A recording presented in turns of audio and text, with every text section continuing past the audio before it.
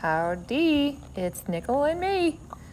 I am working with him on the mounting block, mounting both sides. As you can see, he's coming to the mounting block and taking me on his back, which conditions him to be supple on both sides. And that translates on the ground and in the saddle.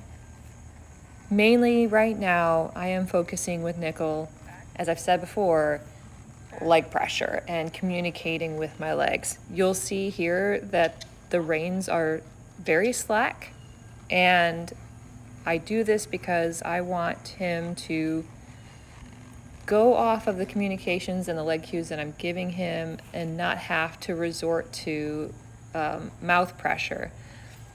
So I use the reins more as a guidance. So you'll see me shift my body weight. So here I'm shifting forward, giving him a little cluck and asking him to move the direction in which I'm leaning. And then when I ask him to halt or hoe, I will change my body position, roll my hips back, and sit nice and deep. Also, because I know that you're an English writer, Maura, I am using leg cues a little bit differently than, say, a Western writer, but here you'll notice that I apply pressure with my calves and my thighs and ask him to back. So hoe, I'm shifting my hips, and then back I'm squeezing with my legs.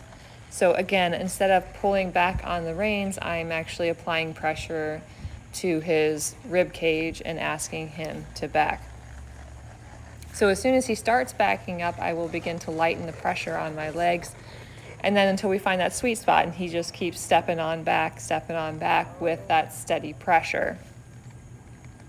So again, here I'm working on him moving off leg pressure too. So instead of using reins or steering him with the mouth, I'm trying to steer him with the directions of my shoulders. So you'll see me over exaggerating a lot in my writing.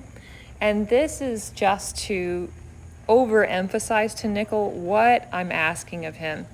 So I will shift really hard in my seat, move my shoulders, move my hips, move my legs, push with my outside leg, and then if I have to, only then if I have to, will I apply rein pressure so that he knows exactly what I'm asking. So here you'll see me, I'm applying leg pressure. You'll see my heels are up just a little bit because I have my calves in. And then he kind of was resisting a little bit, so I do a little sawing of the mouth, just a real gentle saw until he starts backing up again, and then drop the lines. There I shift forward.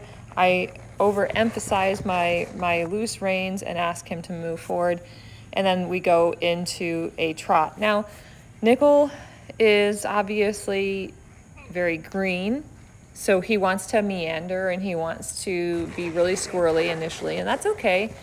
I usually spend the first 10 minutes at a jog and just let him go wherever he wants to go, because sometimes it gets really frustrating. He feels like he has no power. So for those first 10 minutes, I'm just giving him the power to go wherever he wants at whatever pace he wants. Sometimes he'll kind of do this sort of jog trot. Sometimes he'll do a trot canter, and that's okay. I let him do it. But when we finally get down to business, I'm working on having him stay in a more directionally straight line, to focus that movement in a straight line. And here you'll see again, when we're in between these walks and turns, I am working on leg pressure cues and just reminding him over and over again, walk, back, walk, hoe.